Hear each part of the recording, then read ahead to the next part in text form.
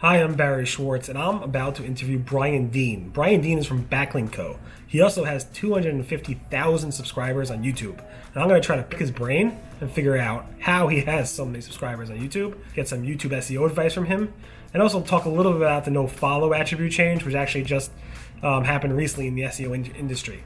Looking forward to talking to him, and looking forward to learning more on how I could get more of you to hit that subscribe button below. First, it's sponsor time.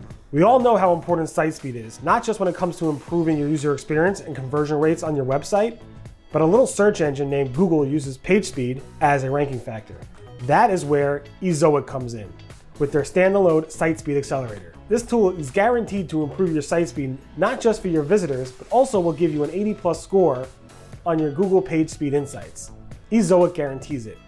Ezoic also offers a whole suite of publisher tools, not just for site speed, but also for ad technology, compliance features, analytics, and so much more. So check them out at www.ezoic.com. So Brian, thanks for coming to my office. This is the first, I think, video vlog I'm doing in my office. I usually go to people's places, but you're far out there. You're in Europe somewhere. Right? Yeah, I'm in Lisbon, but I was in the city and I wanted to come by. So I appreciate it. Thanks taking for time having out me. of your schedule while you're traveling to come all the way out to Rockland County. It was like a long drive or not so bad? It wasn't so bad. I'd never been here, so it's a new place. Cool. Yeah, the drive is actually nice. So if anybody wants to come out, it's like all these trees. Really nice. It's And like you get to see the calming. water and all that. Yeah, it's relaxing. So I appreciate you doing that. Could you just tell us a little bit about yourself? Like how what are you about? What do you do? So BackLinkO is an SEO training company. We sell online courses that help people learn about SEO, YouTube marketing, and blogging. Okay, and you do, and your name obviously is Brian Dean, and your history. Oh yeah, that part, Brian Dean. Yeah. Brian Dean. Okay, and tell us about your history. How did you start? What was like your first job or something like that? So I started having no idea about what SEO was or online marketing. Like a lot of people in the business, like I was a dietitian to start. I had a real job as a dietitian. And on the side, I started building these websites to try to get into this whole 4-hour work week, passive income thing. And that's the first thing you learn is SEO. And through doing that and failing and succeeding and coming back from the grave a bunch of times, getting wiped out by Panda and Penguin 1, Penguin 2, I eventually was like, okay, let me learn this white hat approach. Okay. And when I looked out there wasn't that much helpful content for white hat SEO. There was some good stuff, Moz put out some good stuff, there was some other places, but not anything that was super actionable. So I realized there was a place for that, and I created BackLinkO. It's kind of like the blog I wanted to read. So I guess when you finished, university, you started as a dietitian, probably about 2007? I started in 2007. I got my master's and then actually worked here for the state of New York. Okay. As a dietitian. And that was for like a few years or so? Yeah, it was for 2 years. And during that process, you're like, all right, how do I get people to hire me? Or? No, I wanted to build these like little niche websites. I'm sure you remember back in the day on Webmaster World and stuff like that. I was really into that. Okay. And then you're like, wait a second, I just need to start, writing content that people can learn what I'm doing. And that was how you kind of got into SEO. Exactly. So yeah, I had one of the, after getting like wiped out through Black Hat stuff, I built one site on white hat SEO and it did really well. It wasn't about SEO, it was about personal finance, but like I did it the right way. It started to rank and I was like, I want to learn more about this, but when I looked around, there wasn't really anything that great. And it's just can you tell us a story about what you do to get yourself that website knocked out of Google? You want to tell us about that? No, that one actually did fine. That one stuck around. The one that you said before that you did a website. I had literally 300 websites. Give us one example. Well, I'll tell you one day, the first Panda, I had 198 domains, all one pages, like RevlonNailPolish.net and, BathAndBodyWorksCoupons.org, all this stuff. Right. And one day a bunch got actually DNX, but most of them just got wiped out. Cool. To zero. That was fun. Yeah, that was pretty devastating. And then that finance site is still doing okay, and even during I don't really whole work on core update stuff. I don't really work on it because once BackLinkO started to grow, I just doubled down on that. Okay, cool. And now you're pretty much making your money from doing SEO consulting, I guess. No, just the courses that are sold. I don't do any. You don't do actually work for clients. No, just not anymore. teaching people about SEO. Exactly. Awesome, cool, excellent. All right, so I was looking at before you walked in. I was looking at your YouTube channel, and you have like almost 250,000 subscribers. That's a goal for me. Those watching, I started a YouTube subscriber. How do you do that? How do you get so many subscribe to Barry? Smash the like button. Get it. I'm gonna get a T-shirt. Subscribe to Barry. Subscribe to that's where that's how you do it. And that's when I don't know about that. I gotta watch your videos. But PewDiePie, they had that. That was the big thing this year. Was T-Series against PewDiePie for the most subscribers, and there was like a sub to PewDiePie campaign. I was thinking about getting a billboard or something. Yeah, dude. Whatever you can do. Whatever. I mean, as lame as it sounds, the best thing to do is you got to put up videos where people want to subscribe. Where they're gonna be like, this is so good, I can't miss the next video. Therefore, they subscribe. Although you have another kind of crazy idea that I like. I don't know. I mean, I watch what a lot of these YouTubers do, and they're constantly giving stuff away nonstop. So I'm like, maybe I could give something away, like charity or something. But so you did it by basically just creating the content. Yeah, I really focused on a quality over quantity approach with YouTube. So one thing in YouTube that a lot of people are doing is just blasting out videos, like putting out video after video after video, and they're not getting anywhere. And I saw that pattern with a lot of people that I knew that had a blog like you or others, and like, okay, I'm gonna start a YouTube channel. I'm just gonna do this same approach on YouTube that worked for the blog. I'm gonna put out a new video every week or twice a week and it'll grow. But YouTube doesn't really work like that. The main thing is to have a couple videos that kill and crush. And those are gonna be the drivers of your views and subscribers. It's like the 80-20 principle to the extreme. Because what it is like, there's so much content on YouTube, this top 0.001% bubbles up, and if you can be in there on your topic, you can kill. And that's really the secret, is to create a few really, really well done, super edited videos. Okay, so I gotta work better on making my videos better. It's funny, one of my videos has, I think, close to 5 million views. Oh, what is that one? That's insane. I made a video on, well, the first iPhone, there was no apps, so I made a video on how to make popcorn on your iPhone. I wanted to show you a pretty cool trick I could do with my iPhone here.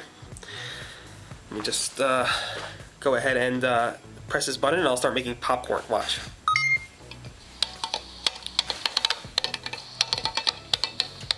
It's pretty cool, huh? Now let me grab a piece.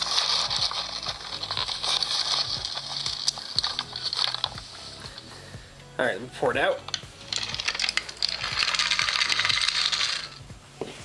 How cool is that, huh?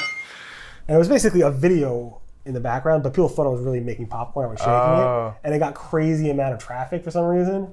It used to rank very well for like popcorn iPhone. Oh, that's like wild, that. man. And it literally has over 5 million views. The rest, you know, my average video gets about 2,000-3,000 views or something like that. This one, since it's you, it's going to get what, 100,000, 200,000 views? At least. So first day. So you're basically it's not about quantity, it's about quality of the content.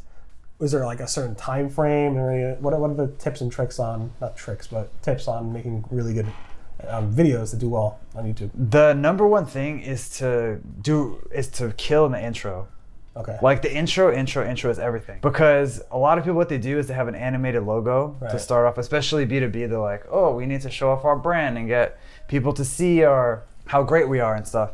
But that people decide whether or not to watch in the first 15 seconds. YouTube has a stat that most people basically decide to watch to the end or just click away in the first 15 seconds. Right. And I'm sure we've all done that. You start a video, you're like, this is stupid, and you click away. So that intro has to be really tight and really focused. So if you were making a video about how to get more YouTube subscribers, you say, in this video, I'm gonna show you how I went from 7,500 to 100,000 subscribers using a contest. And that just catches people's attention. And you tell them to subscribe before they watch the video. No, I don't do that. No, you don't say smash that. No, you can do that. I'm considering doing that, like kind of the Logan Paul, smash the subscribe button like randomly in the middle of the video. I don't think there's anything wrong with that because people aren't really going to click away. Right. But in my experience, videos, even if you consistently put out good videos, you don't need to cajole people that much. They're just going to want to subscribe. Like, I'm sure you're subscribed to YouTube channels. Yeah. I am too, and I'm pretty sure they never asked me to subscribe. I just was like, this is a great channel, I'm going to subscribe. Have you subscribed to my channel? Yes, I think so. You think I so? need to double check. Double check that. Yeah, I watch your stuff on SE Roundtable, but I don't know if I actually go to YouTube. I get so much traffic on Search Engine Roundtable. I get so much traffic on Search Engine Land. My Twitter followers insane. It's just that YouTube thing I can't crush. I think it's because of my haircut, but I'm not sure. No, it only helps. I think that only helps, man. Awesome. All right, talking about like things that help or don't help. We just recently, now those watching this video probably come up way after the news, but the Nofollow link attribute had big news this week. Today, actually, when we're writing this, which you're probably not supposed to say. You're probably not supposed to timestamp your videos. No, it's not that evergreen. It's not so it's whatever day it is. Whatever day it is, but really it's September 12th. I'm telling you that. In any event, so the news came out 2 days ago, I think, that the Nofollow link attribute is today considered, or as of the news, considered as a hint. for ranking purposes. And then in March 1st, 2020, for crawling and indexing purposes, it's going to be also be considered a hint, which means Google could say, oh, well, we're going to actually go ahead and process this link for whatever purposes you want, spam, ranking, whatever, crawling or indexing. What do you think about that in terms of... this came out of nowhere. Yeah. Like, this was like, what? Yeah. I have a lot of thoughts. I'll just give you my brief ones to keep it brief. And I actually want to hear yours as well, because I've read your coverage of it, but you've been more objective. Yeah. The first is that links, man, they still are a great signal. At Google HQ, they're in there saying, links are an awesome signal. If it wasn't, they wouldn't start parsing out nofollow, sponsored, usage. Like, they're basically decided this is a great signal. We're just going to keep using it. It's 20 years old. So links are here to stay. That's the first message I get with all these changes with links, is that they wouldn't be doing this stuff if they didn't feel like links were a great signal. And they're devaluing. In fact, they seem to be putting more emphasis on it with stuff like this. The hint thing was crazy to me because I had always seen nofollow as a hint. A strong hint. I think 99% of the time they don't follow it and don't count it, but there has to be circumstances like when a site just no-follows all of their external links, that they just say, you know what, we're not going to let you decide that sort of thing. And this is something that Eric Ward, RIP, believed in a lot. I was just surprised that Google's has said numerous times, if it's no-follow, we don't even see it. Right. And SEOs are like, no, we're lying. I know you must see it. And now this is kind of proof by Google coming out like this saying, yeah, no. Now we really never saw that link when it was no-followed until today. Exactly. That's what struck me too. It wasn't like we've always used it as a hint. They basically now we're going to use it as a hint, and it looks like because of the timetable, they need to build the tech to perfect it. Yeah. Right. Because otherwise, it's kind of so we think, oh, everyone's going to change their links.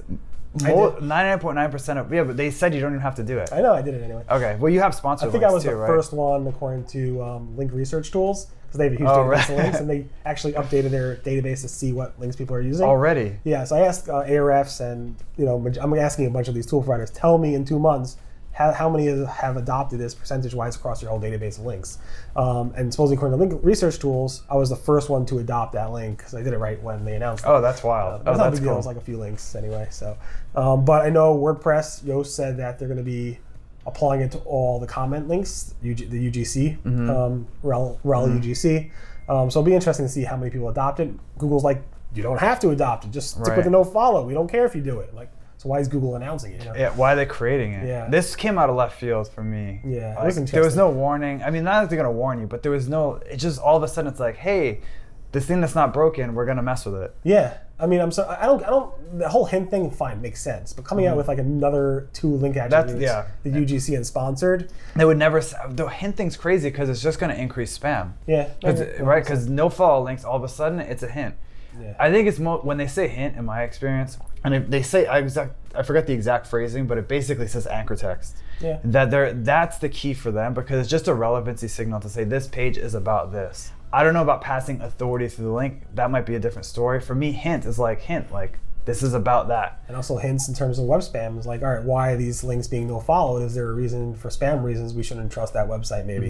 I'm not sure. Yeah. I mean, I don't even know if Google's sure what they're going to do with it. I think they just wanted to see how people actually react to it and collect the data. But I guess time will tell, and over time we'll be able to analyze that type of stuff. It's awesome really talking to you. I really appreciate you coming out all the way from Europe. How many is like 6-7 hours just to fly here just to meet with me, which is great. I do appreciate it. My flight's actually leaving in 10 minutes. In any event, how can people learn more about you, follow you, and so forth? The best place to go is my blog, BackLinkO.com, and sign up for the newsletter. And I'll make sure to put your YouTube channel somewhere over here. Oh yeah. I'll put it. Okay. Smash that like button. Okay, but subscribe to him. Yes. All the people who subscribe to you, I'm good. Unsubscribe and subscribe. Oh, you know what? The unsubscribe. We just subscribe to both. That's true. We could both. It's a win-win situation. It was going to be until you said that. I'm just joking. We'll cut that part out. Anyway, I'm just joking. Anyway, cool. Thanks so much for doing this. No problem, Brian. Thanks for having me. Thanks. So how'd you like that interview? Brian Dean from BackLinkO is really, really good at his video skills. He's really, really good at his YouTube SEO skills. And he has a lot of experience in the SEO game. So looking forward to your comments. Leave them below. Let me know what you think. Hit that like button. I'll speak to you guys later.